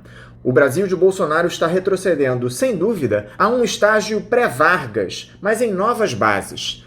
Tal retrocesso econômico, social, cultural, científico e ideológico cobrará seu preço, que inevitavelmente será o caos permanente e desestruturação completa do tecido social e do próprio país. Ou seja, o Brasil atual é a personificação mais cabal e clara da decomposição sem volta do sistema capitalista mundial. O povo trabalhador precisa tomar as rédeas, lutar por um projeto de poder que possibilite romper com esse capitalismo dependente e franco retrocesso civilizacional. Tá aí a longa e muito coerente crítica do Antônio Roberto Bergossi. De fato, Antônio, você tem toda a razão. Todos esses retrocessos que nós atravessamos atualmente cobrarão seu preço lá no futuro. Obrigado aí pelo teu recado mais uma vez e pelo teu desabafo, tá bom, Antônio? No nosso Facebook, mais um recado aqui em relação à entrevista do Luiz Nassif. A Ivone Ribeiro diz: não existe mais justiça no Rio de Janeiro. Infelizmente você tem razão, Ivone. Essa perseguição contra o jornalista Luiz Nassif e as denúncias que ele faz contra o banco BTG Pactual por parte do nosso judiciário, infelizmente, deixam claro que a liberdade de imprensa aqui no Brasil é caçada a todo momento. Obrigado aí pelo teu recado, Ivone. O Moisés Lima, lá no YouTube, diz o seguinte: bom dia, família Faixa Livre. Concordando com o comentário do ouvinte Antônio Roberto, o nosso povo eleitor tem que deixar esse imobilismo de lado e se informar para poderem escolher candidatos afinados com as causas populares. Aí sim, com um nível de consciência elevado, poderemos resolver esses problemas gravíssimos da nossa sociedade. Tá aí o recado do Moisés Lima. Obrigado aí pelo teu recado mais uma vez, Moisés. No nosso Instagram, a Marilda Silva Ribeiro faz um comentário aqui a respeito do nosso novo horário, às segundas-feiras, às 8 da manhã. Ela diz: gostei, parabéns, vocês vão ter mais tempo para nos informar. De fato, Marilda, a gente também gostou muito desse novo horário, às segundas-feiras, colocando o programa de volta às 8 da manhã, como sempre foi.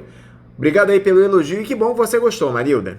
Já no SoundCloud, na entrevista que nós fizemos com o professor Mauro Osório, a Clara Brum diz: excelente análise do ilustre professor doutor. Parabéns! Eu vou passar o teu recado para as mãos do Mauro Osório, tá bom, Clara? Obrigado aí pelo elogio mais uma vez. No Facebook, outro comentário a respeito da entrevista com o jornalista Luiz Nassif. A Marisa Souza diz: todo apoio à imprensa livre. Importante esse seu recado, Marisa. A imprensa no Brasil, de fato, tem de ser livre para levar à população informação de qualidade. E sem o compromisso de boa parte dessa mídia dominante com o capital do nosso país. Obrigado aí pela tua lembrança, tá bom, Marisa? Na entrevista que nós fizemos com o médico e vereador Paulo Pinheiro, o Maurício Pires da Luz, que é de lá de São João de Meriti, diz o seguinte: olha, pior que o Crivella são os vereadores que vetaram o impeachment e seus eleitores que votaram nesses vermes.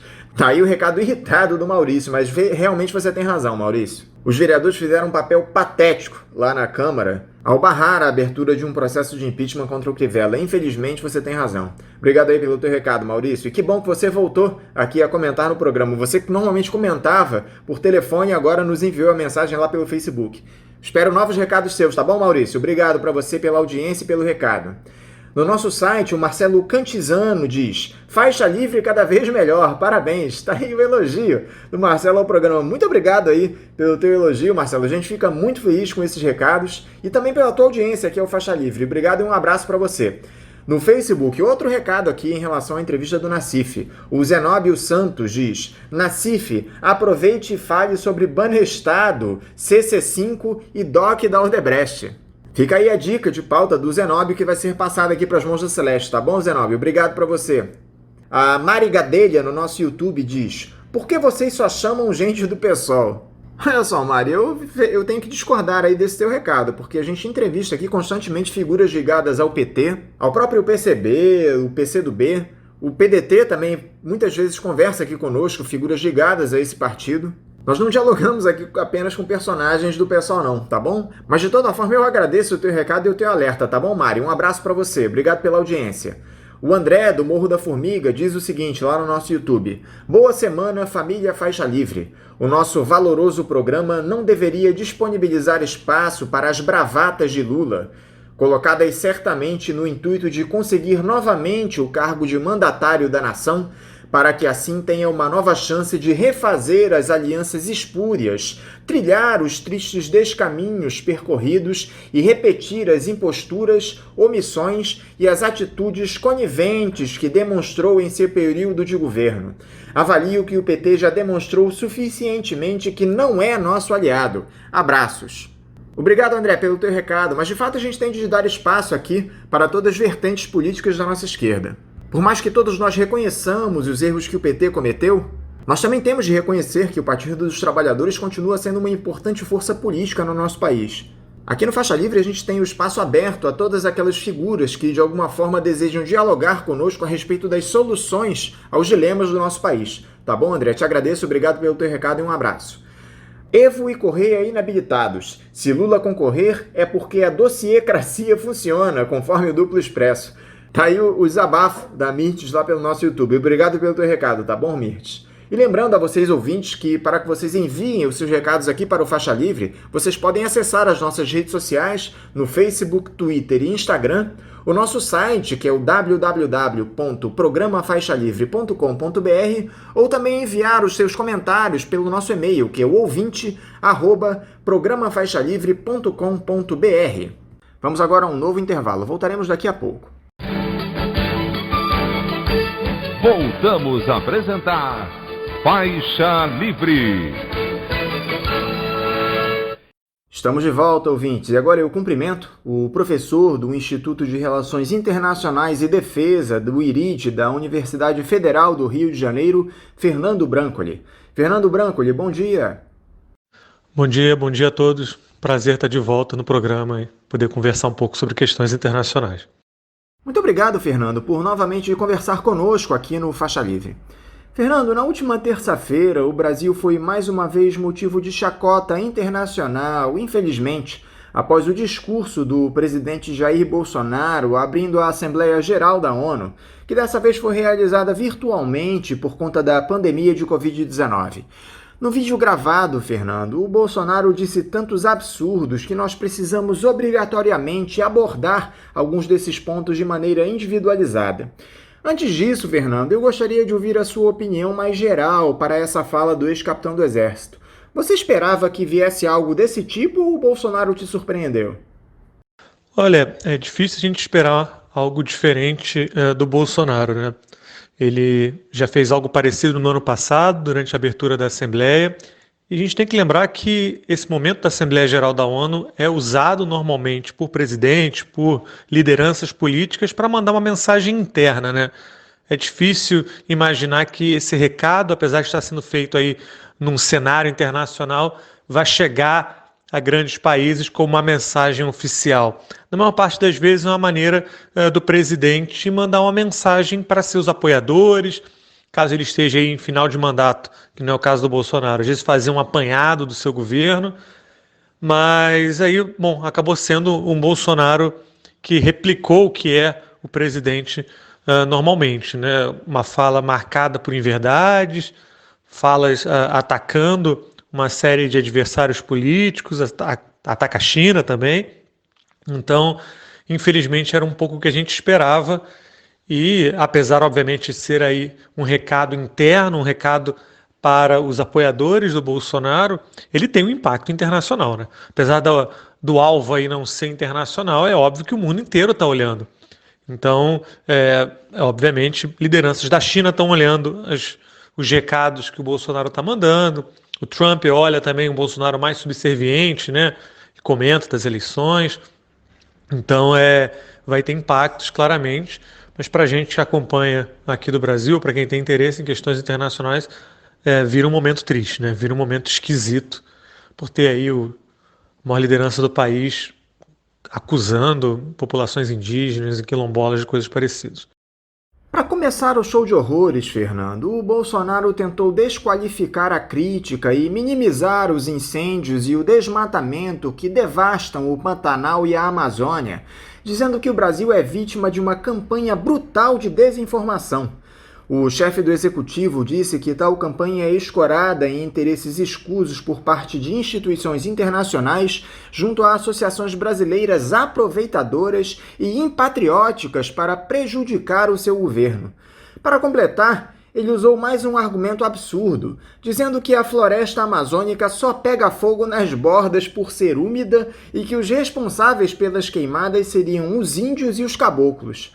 Dá para tirar alguma alegação verdadeira de tudo isso que o Bolsonaro disse sobre a devastação dos nossos biomas, Fernando?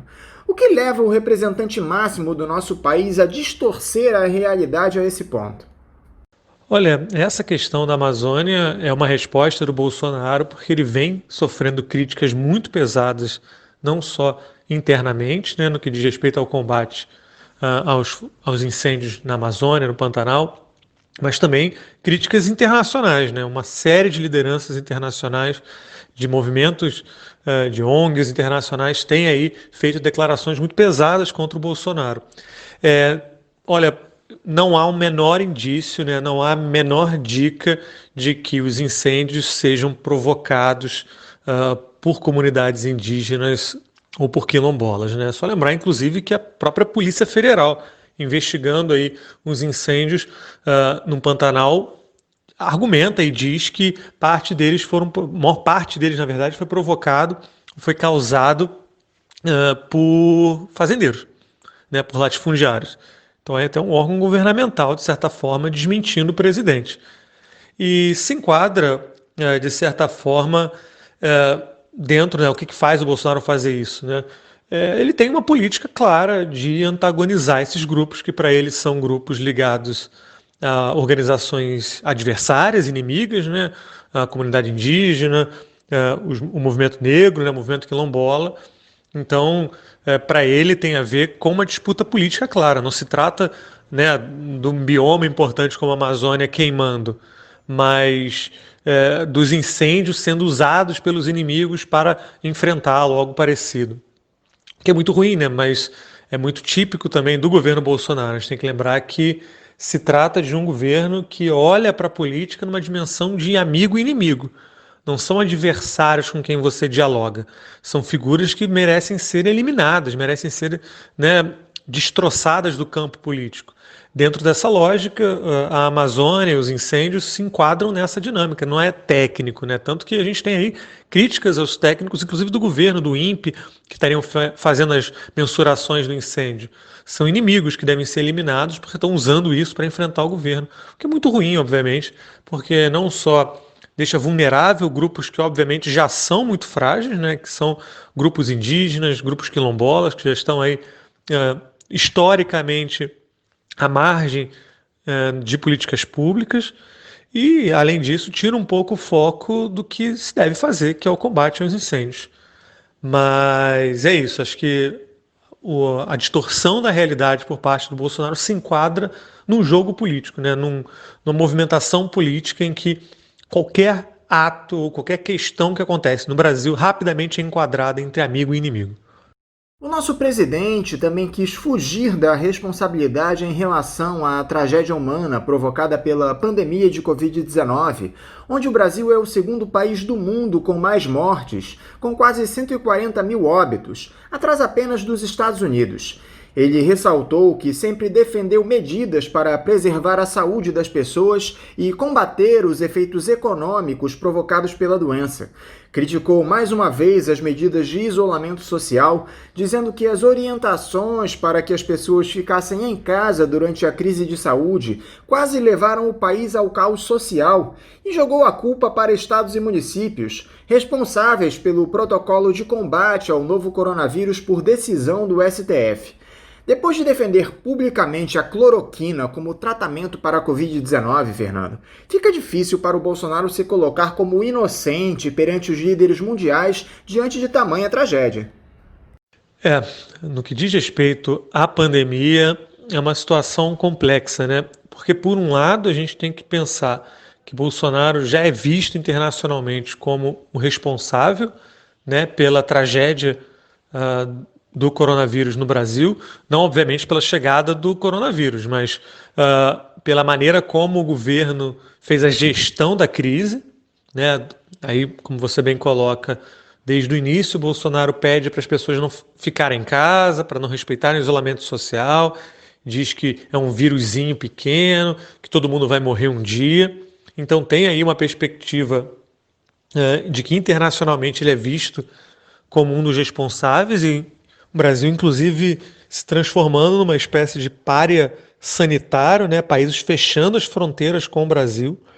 No que diz respeito, né, o Paraguai recentemente abriu parcialmente as fronteiras. Imagina o Paraguai, né, um país muito menor, com receio do Brasil. A Europa faz a mesma coisa. E, bom, no que diz respeito àquela nossa ideia do início de que o discurso tem um foco muito específico para uma audiência interna, o Bolsonaro está falando para esses cerca de 38%, 40% quase da população, que muitas vezes acha que ele tem razão, sim, que continua provando o que ele está falando. Então a gente tem que colocar essa equação de uma fala que para a gente soa muitas vezes muito bizonha, muito grotesca, mas que ela corrobora ainda parte de um apoio que o presidente tem dentro do país. Então, de certa forma, ele está de novo enquadrando agora a pandemia numa lógica de tem os que estão comigo e estão contra mim, né? Não tem um meio termo nessa história, é amigo e inimigo. E no final das contas, tira um pouco, lava as mãos, né?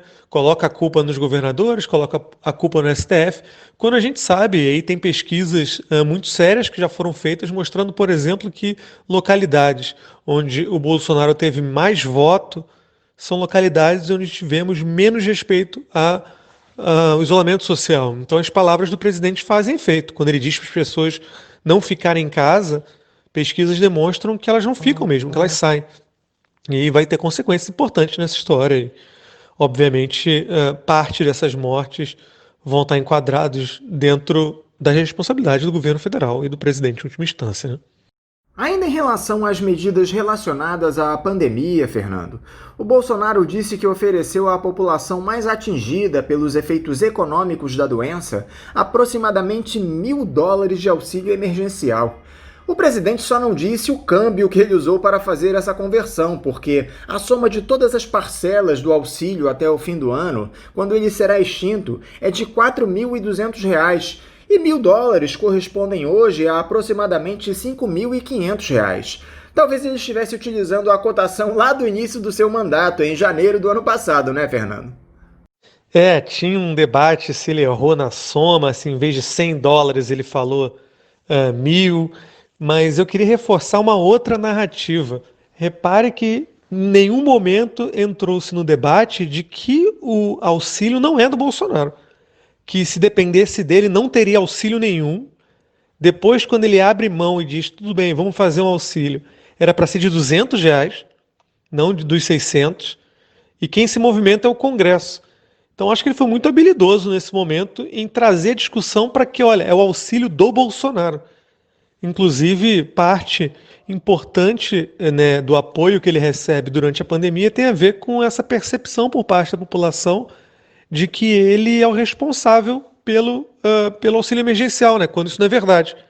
Então, acho que é um discurso que, de certa forma, beneficia o presidente na medida em que ele aí se enquadra, né, se coloca como pai do auxílio e recebendo os louros por isso, mesmo tendo atrapalhado e sendo contra o auxílio no início, né? O Bolsonaro também fez mais um de seus ataques criminosos à Venezuela, acusando o país vizinho de ser o responsável por derramar de maneira deliberada aquele óleo de um navio cargueiro que chegou à costa brasileira no ano passado. Como é que esse tipo de acusação infundada do Bolsonaro repercute na América do Sul, Fernando? E é possível algum tipo de represália do governo venezuelano no campo da diplomacia em reação a essa acusação absurda? Olha, a questão da Venezuela é algo muito complexo no governo do Bolsonaro, porque ela se enquadra principalmente com a relação que o Bolsonaro quis ter, ou ainda quer ter, com os Estados Unidos, né, com o governo Trump. Vale a pena lembrar que quando o Bolsonaro chega ao poder, o Trump pede duas coisas para o Bolsonaro. A primeira é ajudar a derrubar o Maduro, ajudar, né, a ter uma troca de regime na Venezuela, e que a China não entre no Brasil no que diz respeito ao 5G, com a Huawei, né? E o Bolsonaro falha miseravelmente nas duas, né? O próprio exército diz que não estaria isolada aí qualquer tipo de chance de intervenção. E no que diz respeito ao 5G, a Huawei, ao que tudo indica, vai atuar no Brasil, né? Porém, essa dinâmica ou essa narrativa sobre Venezuela permanece ainda, né? Vale a pena lembrar as reuniões que tivemos há pouco tempo em Boa Vista para tratar dos refugiados e, obviamente, essas movimentações que vira e mexe votam sobre a Venezuela.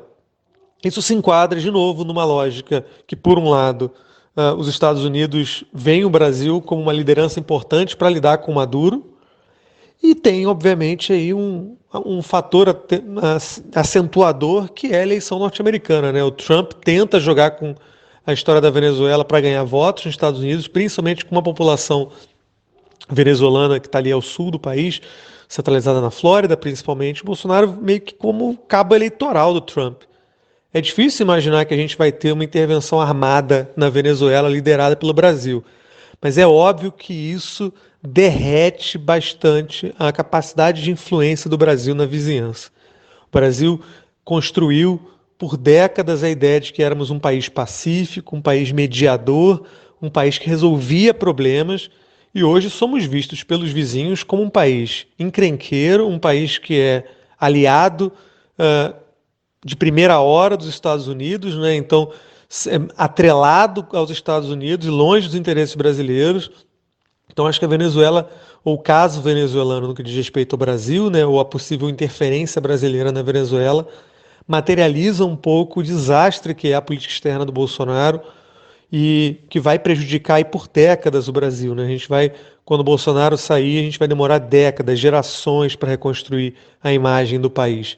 De um país agora que é visto como subserviente aos Estados Unidos, que gera instabilidade nos vizinhos e que debate, né, reúne aí com o secretário de Estado norte-americano há alguns dias para derrubar o Maduro, coisas parecidas. É muito complicado, é triste em última escala, mas se enquadra dentro dessas lógicas, né? Para completar esse pacote de absurdos, Fernando, o chefe do executivo disse que o Brasil é um país cristão e conservador e que a cristofobia deveria ser combatida. Me parece que o único preconceituoso em toda essa história é o próprio Bolsonaro, porque eu não vejo nenhum tipo de ação deliberada de maior relevância pelo mundo de contestação ao cristianismo, Fernando. Essa história da cristofobia e do ataque aos cristãos é algo tirado do manual do Olavo de Carvalho, que é esse filósofo, pensador, astrólogo que mora na Virgínia, nos Estados Unidos, e que é o guru intelectual do presidente e de alguns dos filhos do presidente, né, e de uma parte do governo. Em última escala, é um aceno, obviamente, à comunidade cristã, mas principalmente evangélica brasileira. Não faz o menor sentido. Se a gente pensar do ponto de vista do nosso país, não existe cristofobia, não existe, né, preconceito contra religiões cristãs. As religiões que são atacadas no Brasil são aquelas principalmente de matriz africana, né, que tem aí terreiros de candomblé, de umbanda atacados, apedrejados, pais de santo, mães de santo sendo atacadas na rua. Então é uma fala, obviamente, descabida, completamente descolada da realidade, essa ideia de cristofobia.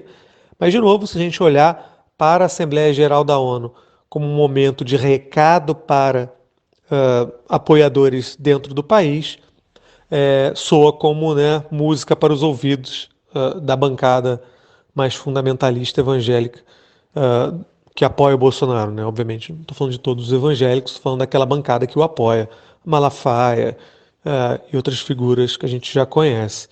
E tem ainda, em menor grau, ainda um apoio, obviamente, e aí um certo aceno ao Trump, né, que tem aí na defesa da fé cristã e algo parecido, uma frente importante do seu governo e grupos importantes dentro do seu governo. Como é que a comunidade internacional recebe um discurso distópico como esse do Jair Bolsonaro, Fernando? Uma figura que já era contestada pela quase totalidade dos líderes mundiais. Olha, os comentários que eu vi de organizações internacionais, de grupos internacionais, é um pouco sem grande surpresa, era o esperado do Bolsonaro, né?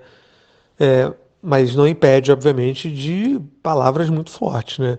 Grupos ambientalistas como o Greenpeace se manifestaram dizendo que o Bolsonaro é delirante e que, de alguma maneira, joga contra, né, esse tipo de consideração. E acho que no frigir dos ovos o Bolsonaro se coloca aí como uma figura política que é observada por analistas e por grupos internacionais como ainda um pouco tragicômica e muito pouco confiável, né? Praticamente nenhum hoje líder internacional quer ser visto com o Bolsonaro, quer tirar uma foto ao lado do Bolsonaro dentro do encontro internacional, né? Talvez o Trump e outras figuras, né? Acho que o Bolsonaro, com esse discurso, se consolida ou se coloca como aí uma figura política muito complicada, uma figura política que não se pode confiar, uma figura política em que, em última escala, a verdade não é um elemento importante. Também na Assembleia Geral da ONU, Fernando, o presidente da China, Xi Jinping, disse que não quer guerra fria ou quente com ninguém, em resposta às provocações e medidas do líder estadunidense Donald Trump, que no seu discurso afirmou que os chineses deveriam ser responsabilizados pelas Nações Unidas pela forma como lidaram com o coronavírus, além de recentemente ter banido os aplicativos WeChat e TikTok de origem chinesa lá nos Estados Unidos, entre outras ações que deixam clara essa disputa geopolítica contra o país asiático. Você crê em um acirramento nesse cenário, Fernando, ainda que com a negativa do Xi Jinping? Uma das perguntas que a gente faz nas relações internacionais é por quanto tempo essa China crescente, com um aumento, né, do seu poder, do seu prestígio, da sua influência, ela consegue ser pacífica em relação aos Estados Unidos, que observa, obviamente, um novo hegemon aparecer no horizonte, né?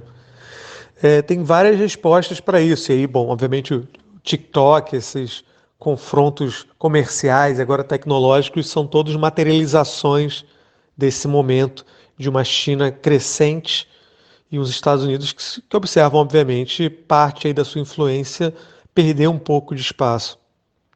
Tem analistas que dizem que vai ser inevitável, que mesmo que o Xi não queira ou que o Trump também não queira nesse momento uma movimentação conflitiva, em algum momento, num futuro próximo, a gente vai ter rusgas mais explícitas entre os dois países, né? Não necessariamente indicando um conflito militar, mas com movimentações, com falas, com ações mais assertivas, no campo não só, obviamente, comercial, mas também diplomático, e aí, em última escala, militar, não necessariamente com troca de balas, coisas parecidas, mas constituição de bases, trocas de movimentos militares, coisas parecidas. Dentro dessa lógica, né, tem esse grupo de analistas que dizem então que vai ser inevitável. Tem gente que diz que a relação comercial, apesar dos altos e baixos, ainda é muito profícua, ainda é muito profunda, ainda é muito dependente. Então, por mais que tenhamos aí um espectro importante de disputas entre os dois países, a gente estaria salvo a médio prazo, porque eles ainda dependem muito nos outros. Então aí é uma resposta que eu deixo esses dois analistas. Nossos ouvintes podem escolher quais seriam talvez os mais corretos, encontrar um meio termo entre os dois. Para encerrar, Fernando, nós tivemos na semana passada a visita do secretário de Estado dos Estados Unidos, Mike Pompeo, ao Brasil, recebido pelo ministro das Relações Exteriores, Ernesto Araújo, lá em Roraima, em um episódio que provocou enorme polêmica. O presidente da Câmara, Rodrigo Maia, criticou.